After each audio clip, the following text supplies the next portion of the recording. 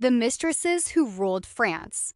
The Hidden Political Power of Madame de Montespan and Madame de Maintenon.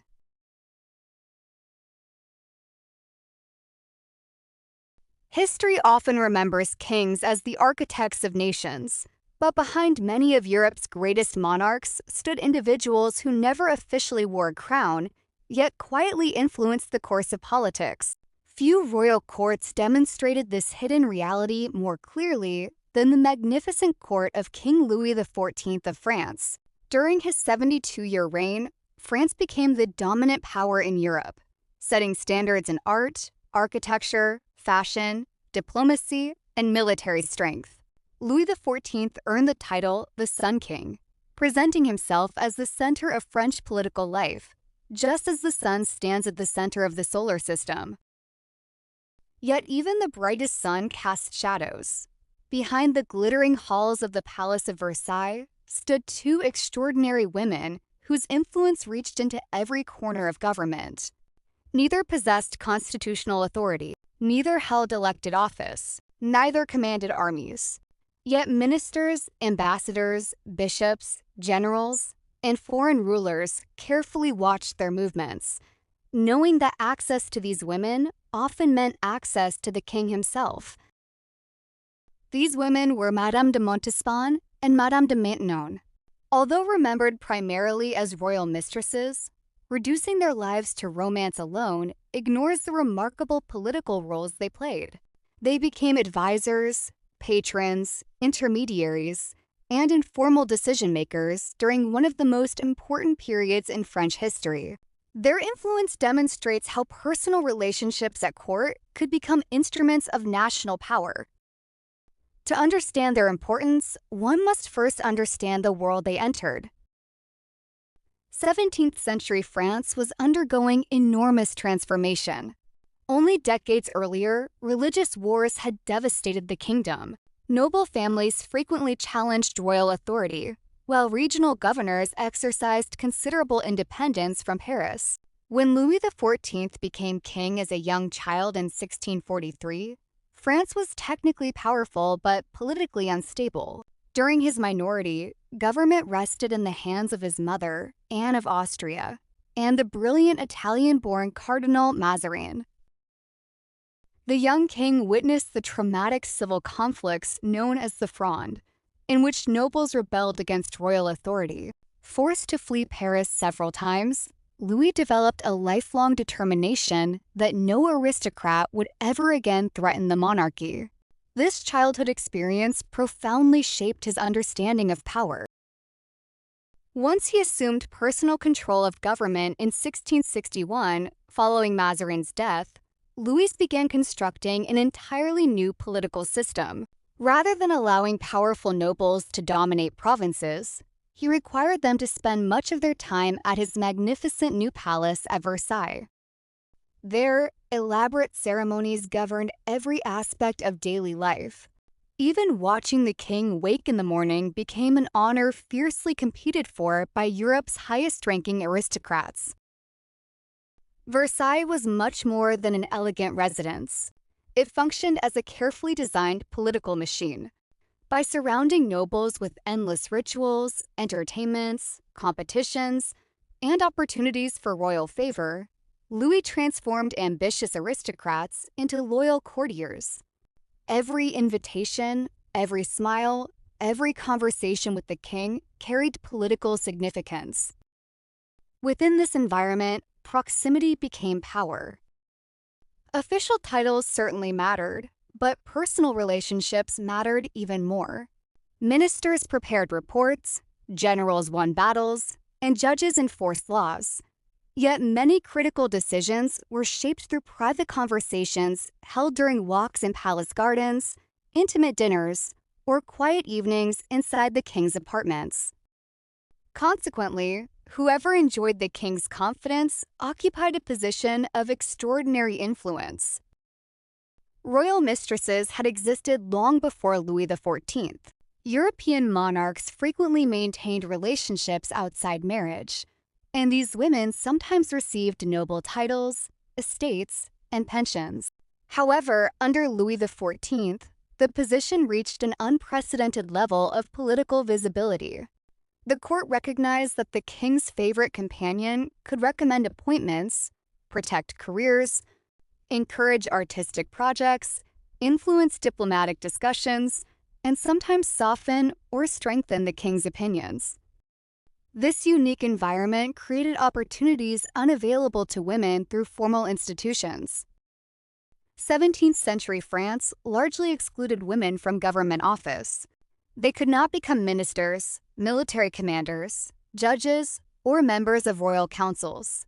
Nevertheless, noble women often exercised informal authority through correspondence, patronage networks, family alliances, and social influence.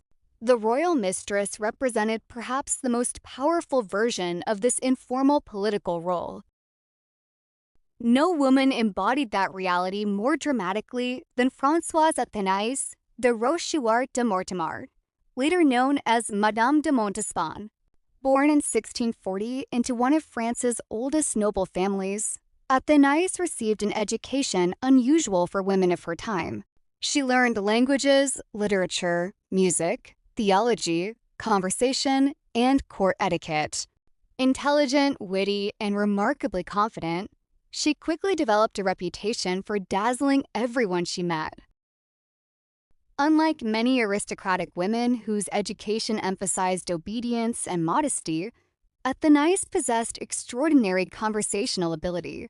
She could discuss religion with bishops, literature with poets, philosophy with scholars, and politics with ministers. Her sharp wit became legendary throughout Versailles. She married Louis-Henri de Pardaillan, Marquis de Montespan, but the marriage proved unhappy. Although she gained the title Madame de Montespan, her ambitions extended far beyond conventional noble life. After entering the royal court as a lady-in-waiting to Queen Marie-Thérèse, she attracted widespread admiration. Her beauty combined elegance with confidence rather than delicate fragility. Contemporary observers repeatedly praised her expressive eyes, graceful bearing, brilliant conversation, and seemingly endless charm. Louis XIV first noticed her while still involved with another famous mistress, Louise de la Vallière.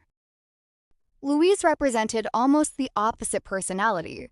Quiet, deeply religious, shy, and gentle, she genuinely loved the king, yet felt tremendous guilt over their relationship because Louise remained married to Queen Marie-Thérèse. Louise often sought forgiveness through prayer and charitable works. Athénaïs, however, approached court life differently. She understood that influence required confidence, visibility, and strategic thinking. Rather than withdrawing into modesty, she entertained brilliantly, organized memorable gatherings, cultivated friendships across court factions, and demonstrated exceptional social intelligence. Gradually, Louise became captivated.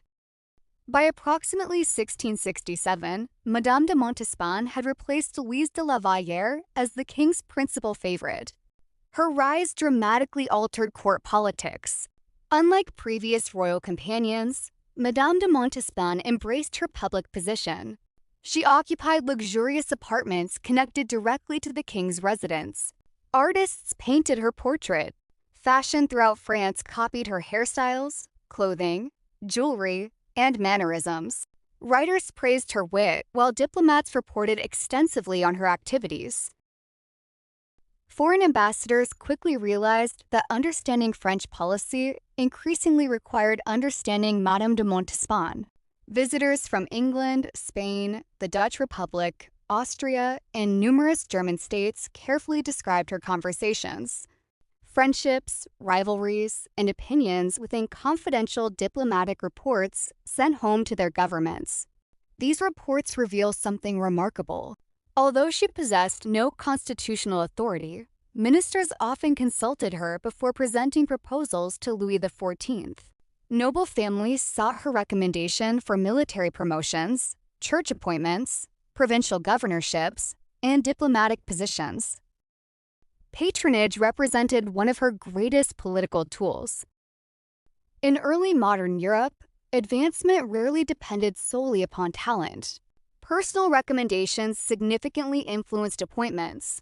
Madame de Montespan received countless requests from individuals, hoping she would mention their names to the king. She carefully distributed favors, strengthening networks of loyalty extending across the kingdom. Artists also benefited enormously from her patronage. She encouraged architects, musicians, painters, playwrights, and poets whose works enhanced Versailles' reputation as Europe's cultural center.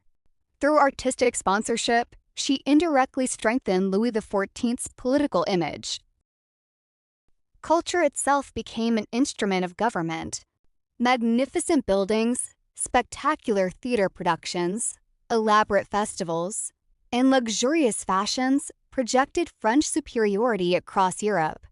Madame de Montespan understood that artistic excellence reinforced royal prestige. Her influence extended into religious institutions as well. France remained deeply Catholic, and appointments to bishoprics or influential abbeys carried significant political importance.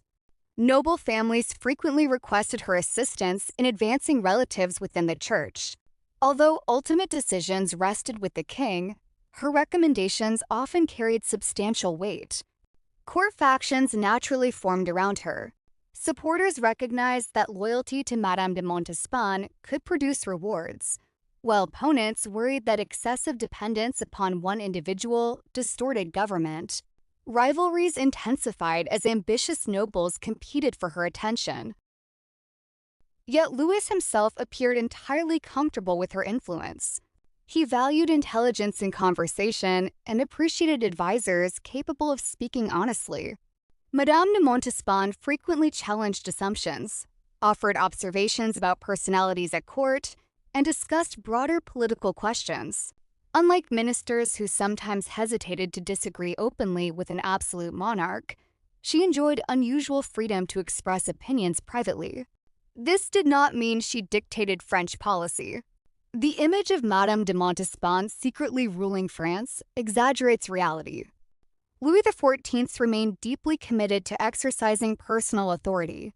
He reviewed documents meticulously, questioned advisors extensively, and expected ministers to justify recommendations carefully. Nevertheless, influence does not require formal command. Modern political historians increasingly recognize that access shapes decision-making. Individuals who regularly converse with leaders naturally affect priorities, perceptions, and judgments, even without issuing direct orders. Madame de Montespan occupied precisely such a position. Her personal apartments became gathering places where influential figures exchanged ideas before approaching the king. Conversations about military campaigns, financial reforms, diplomatic negotiations, colonial ventures, and religious controversies frequently occurred within her social circle. Meanwhile, she bore Louis XIV's 7 children. Although born outside marriage, several eventually received official recognition from the king and enjoyed prestigious educations, noble titles, and advantageous marriages. Their existence further strengthened Madame de Montespan's position within the royal household. Yet remarkable influence often generates equally remarkable opposition. Many religious leaders criticized the king's public relationship with a married woman. Conservative courtiers questioned the morality of her prominence. Foreign observers sometimes portrayed Versailles as a place where private relationships overshadowed responsible government. These criticisms intensified dramatically during one of France's darkest scandals. Beginning in the late 1670s, investigators uncovered a shocking network involving fortune tellers, poison suppliers, occult rituals, and alleged murders. The affair became known as the Affair of the Poisons. Authorities arrested hundreds of suspects. Professional poisoners had secretly provided deadly substances to clients seeking inheritance, revenge, or political advantage. Fortune tellers promised magical solutions to personal problems, while rumors spread about black masses and forbidden ceremonies supposedly intended to gain wealth, love, or influence. Before long, whispers reached Madame de Montespan. Some witnesses claimed that individuals connected with occult practices had served members of her household. Others alleged that magical rituals had been performed to preserve the king's affection. Modern historians continue debating the reliability of these accusations because many testimonies emerged under imprisonment and torture, circumstances producing highly questionable evidence. No conclusive proof established Madame de Montespan's direct involvement. Nevertheless, the scandal damaged her reputation severely. Louis XIV, determined to protect both the monarchy and public order, restricted investigations whenever testimony threatened major aristocratic families, including individuals close to himself. Official inquiries eventually ended without fully resolving numerous allegations. Although Madame de Montespan avoided prosecution, public confidence declined. At precisely the moment when controversy weakened her position, another woman quietly entered the king's life. Her name was Françoise d'Aubigny. Unlike the glamorous Madame de Montespan, Françoise's early life contained poverty, hardship, and uncertainty rather than luxury. Few observers could have imagined that this thoughtful, disciplined woman would eventually become the most influential female figure at Versailles. Her rise would transform not only the king's personal life, but also the political atmosphere of the entire French court. Françoise d'Aubigny's journey to the center of French power was unlike that of almost anyone else in 17th-century Europe. While Madame de Montespan entered Versailles carrying one of France's oldest aristocratic names, Françoise arrived with almost nothing except intelligence, patience, and an extraordinary ability to understand people. She was born in 1635 under remarkably unusual circumstances. Her father, Constant d'Aubigny, belonged to a once respected Protestant family, but years of financial troubles and political difficulties had brought disgrace. At the time of Françoise's birth, he was imprisoned for debt in the city of Niort. As a result, one of the future rulers of Europe's most magnificent court was born inside a prison. Her childhood remained unstable. Seeking better opportunities, her family traveled to the French colony of Martinique in the Caribbean.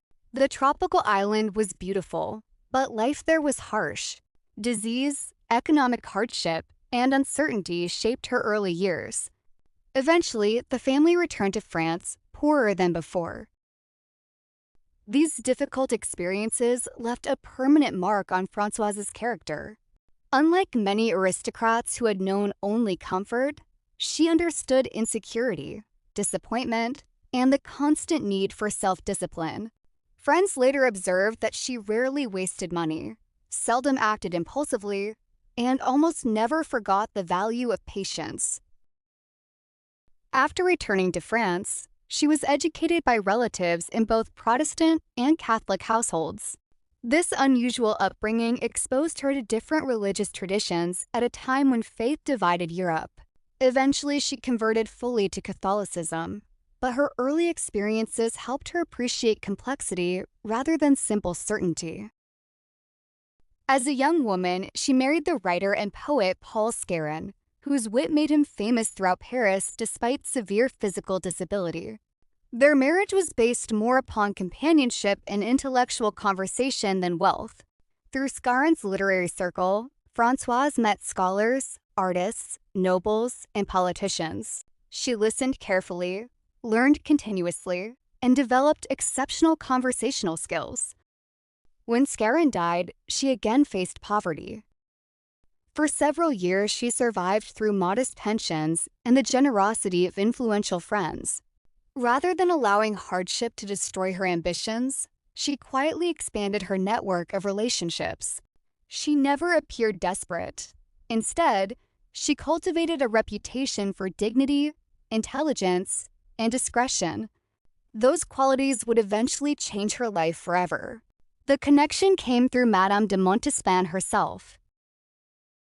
After giving birth to several children by Louis XIV, Madame de Montespan needed someone trustworthy to supervise their education away from public attention. She selected Françoise d'Aubigny as governess. At first glance, the appointment seemed ordinary. Governesses educated noble children throughout Europe. Yet this particular position gradually brought Françoise into regular contact with the king. Louis XIV visited his children frequently. During those visits, he encountered their thoughtful, composed governess. Unlike many courtiers, Françoise never attempted to impress him through extravagant compliments or theatrical displays. She spoke honestly, remained calm, and demonstrated practical judgment. The king noticed. Over time, he increasingly appreciated her intelligence. Their conversations expanded beyond education to include religion, literature, administration, morality, and the responsibilities of kingship. Françoise possessed an unusual gift. She could disagree respectfully without making the king feel challenged. In a court filled with individuals eager to flatter the monarch, honest advice became surprisingly valuable. Meanwhile, Madame de Montespan's position continued to weaken. The affair of the poisons had damaged her public reputation, even though no definitive evidence proved her guilt. At the same time, years of court life had changed Louis XIV himself. Now entering middle age, he had become increasingly serious. Endless entertainments that once delighted him began to lose their attraction. Religious reflection occupied more of his thoughts, and the responsibilities of governing an enormous kingdom weighed heavily upon him. The lively, dazzling atmosphere surrounding Madame de Montespan no longer suited his changing personality. Françoise, by contrast, represented stability. She encouraged moderation rather than extravagance, thoughtful discussion instead of gossip, and duty rather than pleasure. Her influence matched the king's growing desire for order and moral seriousness. Around 1680, Madame de Maintenon, as Françoise had become after receiving the estate of Maintenon and its title, gradually emerged as Louis XIV's closest companion. Unlike Madame de Montespan, she deliberately avoided public display. She wore relatively simple clothing compared to the spectacular fashions of Versailles. She organized smaller gatherings instead of extravagant celebrations.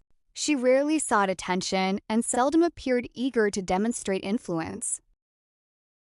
Ironically, this modesty increased her authority. Courtiers quickly realized that while she rarely made public demands, the king valued her private opinions deeply. Ministers who once competed for Madame de Montespan's favor now sought opportunities to earn Madame de Maintenon's respect. Foreign ambassadors carefully adjusted their reports. Diplomatic correspondence from England, the Dutch Republic, Spain, Venice, and the Holy Roman Empire increasingly described Madame de Maintenon as perhaps the most influential individual in France after the king himself. Some ambassadors believed gaining her confidence could prove more valuable than impressing several cabinet ministers. Whether these reports exaggerated her authority remains debated among historians. What is beyond dispute is that she enjoyed extraordinary personal access to Louis XIV. Every evening, they spent hours discussing events of the day. Ministers submitted reports, military commanders described campaigns. Financial officials explained economic conditions. Bishops presented religious concerns. After official meetings ended, the king frequently reflected upon these matters with Madame de Maintenon. She did not issue formal orders. She signed no government decrees. She chaired no royal council. Yet her advice helped shape the atmosphere in which decisions were made. This distinction is crucial. Political influence often operates indirectly. Leaders rarely adopt suggestions word for word.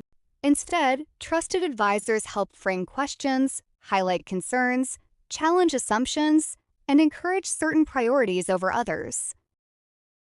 Madame de Maintenon excelled at precisely this form of influence. She believed a king should govern responsibly, avoid unnecessary extravagance, promote education, strengthen religion, and maintain personal discipline. These values increasingly appeared within Louis XIV's later reign. One of her greatest achievements involved education. She believed noble girls deserved serious intellectual development rather than merely instruction in manners. At the time, educational opportunities for aristocratic young women remained limited. To address this problem, she established the Maison Royale de Saint-Louis at Saint-Cyr in 1686. The institution accepted daughters of impoverished noble families and provided an education far beyond contemporary expectations.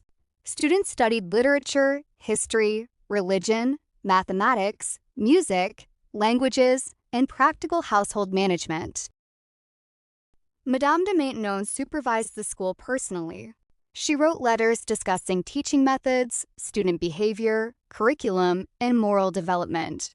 She insisted that education should prepare women for responsible adulthood rather than simply making them attractive at court.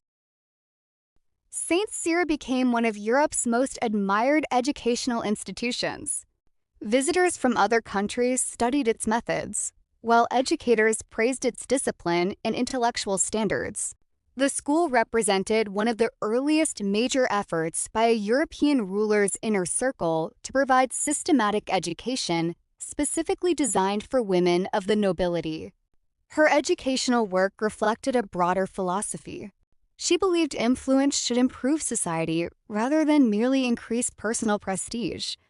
This attitude distinguished her from many court favorites throughout European history. Another question has fascinated historians for centuries.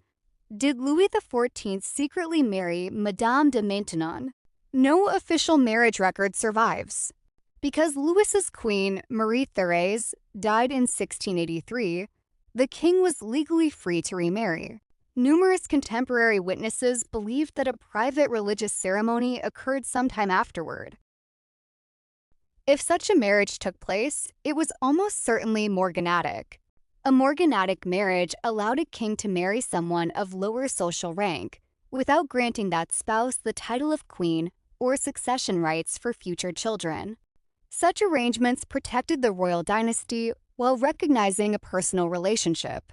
Although definitive proof remains absent, considerable evidence suggests that Louis and Madame de Maintenon regarded themselves as husband and wife. The king increasingly relied upon her companionship until the very end of his life. Whether legally married or not, she occupied a unique position. She lived close to the king's apartments. She attended many important ceremonies. She enjoyed enormous respect from senior clergy. She corresponded with influential bishops, nobles, military officers, and educators. Her letters reveal remarkable political awareness. Rather than discussing only court gossip, she analyzed personalities, administrative challenges, religious questions, and educational reforms. She consistently encouraged moderation, caution, and long-term thinking. Yet her influence was not universally praised. Some contemporaries accused her of making Versailles excessively serious. During Madame de Montespan's years, the court had sparkled with theatrical productions, elaborate festivals, witty conversations, and artistic experimentation. Under Madame de Maintenon's influence, many observers felt the atmosphere became more restrained. Critics claimed laughter disappeared from the palace. Supporters argued maturity had replaced excess. Both perspectives contained elements of truth. Louis XIV himself had changed dramatically over 2 decades. Continuous wars, the deaths of family members, economic pressures, and advancing age naturally encouraged greater seriousness. Madame de Maintenon reflected this transformation rather than causing it entirely. One of the most controversial questions surrounding her concerns religious policy. In 1685, Louis XIV revoked the Edict of Nantes, originally issued by King Henry IV in 1598. That earlier law had granted French Protestants, known as Huguenots, significant religious rights after decades of violent conflict. The revocation effectively ended official religious tolerance for Protestants in France. Many churches were closed. Large numbers of Protestants converted under pressure. Others fled to England, the Dutch Republic, Brandenburg Prussia, Switzerland, and the American colonies, taking valuable skills and businesses with them. For generations, historians blamed Madame de Maintenon for encouraging this policy. Modern scholarship offers a more cautious interpretation. She certainly supported Catholic unity and believed religious conformity strengthened the kingdom. However, evidence suggests that Louis XIV himself strongly favored revocation for political as well as religious reasons. Many bishops, ministers, and advisors shared similar views. Rather than acting as the sole architect of the policy, Madame de Maintenon appears to have been one influential voice within a much broader movement supporting Catholic uniformity. This distinction matters because historical myths often simplify complicated decisions by assigning responsibility to a single dramatic figure. Real governments seldom function that way. Even absolute monarchies relied upon networks of advisors, ministers, military leaders, judges, church officials, and administrators. Madame de Maintenon's influence existed within that larger political system. Foreign diplomats remained fascinated by her role.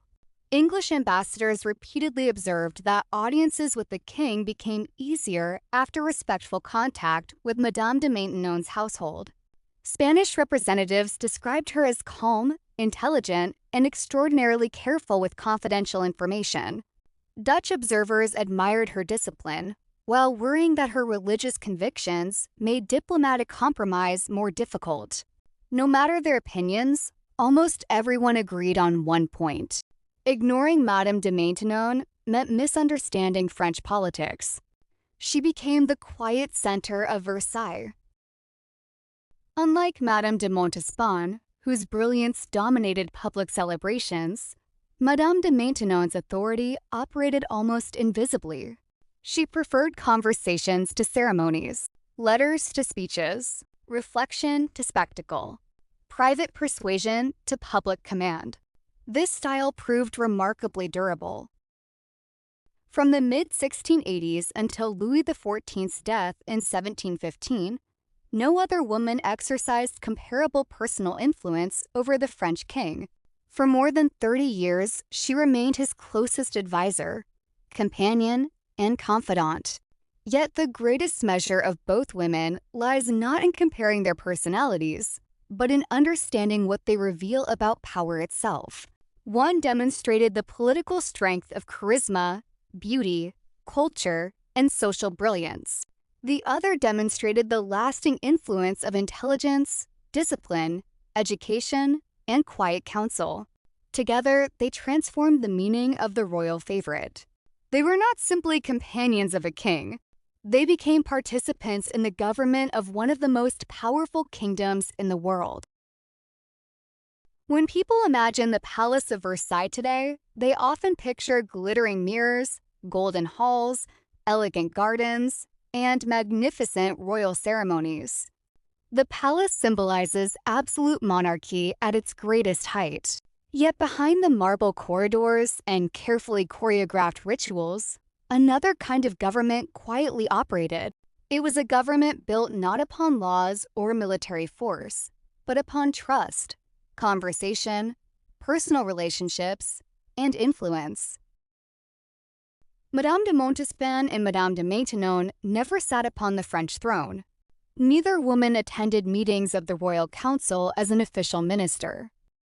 They signed no declarations of war, issued no royal decrees, and commanded no armies. Nevertheless, their lives reveal an important historical truth. Political power has never existed only inside official institutions. Throughout history, influence has often belonged to those who could shape the thinking of the people who held formal authority. Their stories invite us to reconsider what leadership actually means. For centuries, historians focused almost entirely on kings, generals, and ministers. Government appeared to be the work of men holding official offices. During the 20th and 21st centuries, however, historians began examining private letters, diplomatic reports, financial records, memoirs, and personal correspondence more carefully. These sources revealed that informal advisors frequently affected important decisions just as much as official councils. Versailles provides one of the clearest examples of this hidden political world. Louis XIV deliberately created a court where nearly every noble desired personal access to him. Access became a valuable political currency. The closer someone stood to the king, the greater their ability to influence appointments, policies, and royal opinions. In such a system, the king's closest companions naturally became significant political figures. Madame de Montespan represented one model of influence. She understood that appearances mattered. She embraced the theatrical nature of Versailles and mastered it better than almost anyone else. She appreciated art, fashion, architecture, music, literature, and public celebration because she understood that culture itself strengthened royal authority.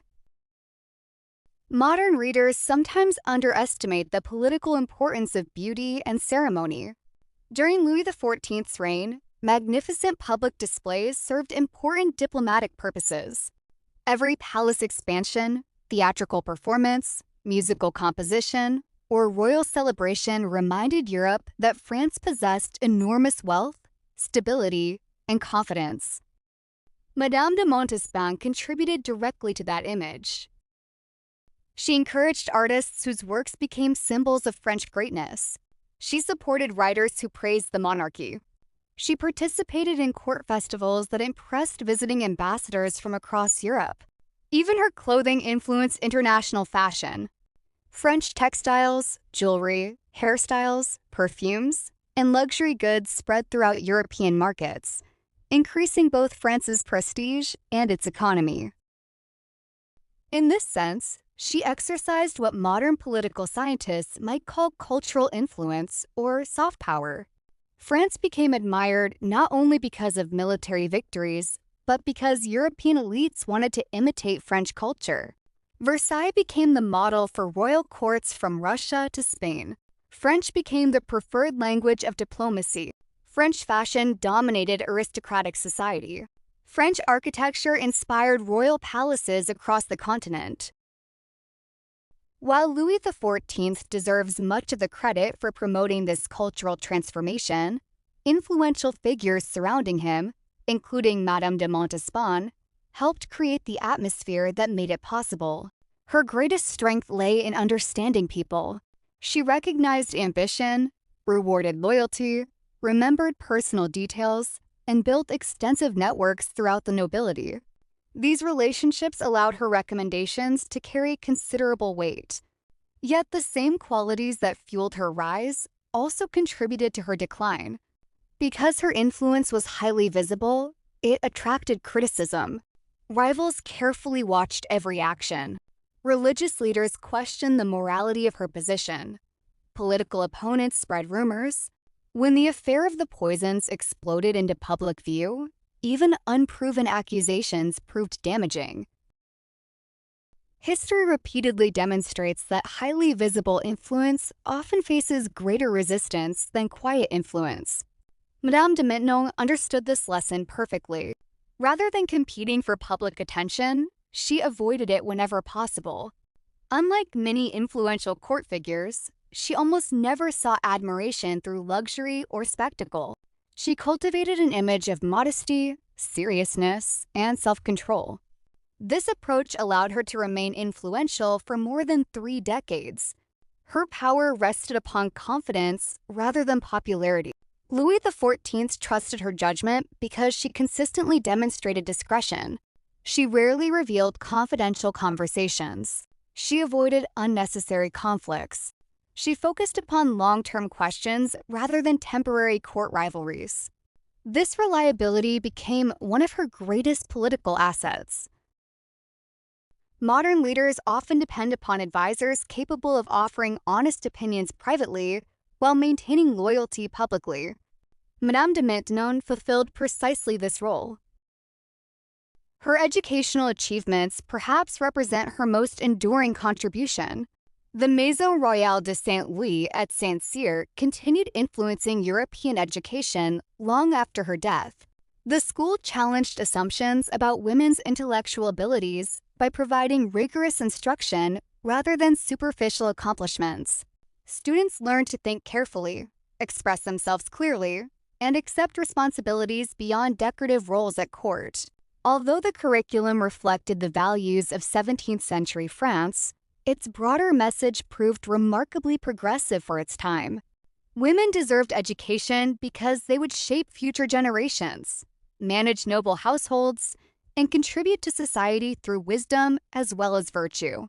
Educational historians frequently identify Saint-Cyr as one of the most important institutions for noble women's education before the 18th century. Madame de Maintenon's influence, therefore, extended beyond palace politics into social development. Yet both women also remind us that influence carries responsibility. Neither escaped criticism. Some historians argue that Madame de Montespan encouraged excessive luxury at Versailles, contributing to enormous royal expenditures that strained the French treasury. Others believe this criticism oversimplifies economic reality. France's financial difficulties resulted primarily from expensive wars, ambitious building projects, taxation systems, and administrative challenges rather than one individual's lifestyle. Similarly, Madame de Maintenon remains associated with one of Louis XIV's most controversial decisions, the revocation of the Edict of Nantes. For generations, popular histories portrayed her almost as the architect of religious intolerance. Modern scholarship paints a far more complex picture. The revocation emerged from numerous political, religious, and administrative pressures. Louis XIV himself strongly believed religious unity strengthened the kingdom. Catholic bishops advocated similar policies. Senior ministers shared comparable views. Madame de Maintenon almost certainly supported Catholic unity. Yet, surviving evidence does not justify portraying her as the sole or even primary architect of the decision. Historical myths often simplify complicated events by assigning responsibility to one memorable personality.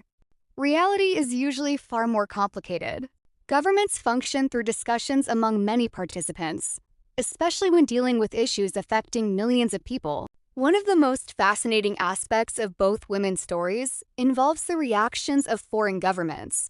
Ambassadors stationed in Paris spent remarkable amounts of time reporting on them. Diplomatic dispatches sent to London, Madrid, Vienna, Venice, The Hague, and numerous German capitals frequently discussed their personalities alongside military campaigns and treaty negotiations. This attention reveals how seriously other countries regarded informal political influence. Foreign rulers recognized that understanding France required understanding the individuals closest to Louis XIV. Some ambassadors attempted to build relationships with their households. Others carefully analyzed which ministers appeared closest to each woman's circle of friends. These diplomatic reports demonstrate that unofficial influence formed an accepted part of international politics. The women themselves approached this responsibility differently. Madame de Montespan often enjoyed lively discussions involving literature, theater, music, and politics simultaneously. Her salons attracted creative minds who enriched French cultural life. Madame de Maintenon preferred smaller conversations, emphasizing responsibility, education, religion, and careful administration. Neither style was inherently superior. Each reflected different personalities responding to different stages of Louis XIV's long reign. The contrast between them also mirrors the changing character of the king himself.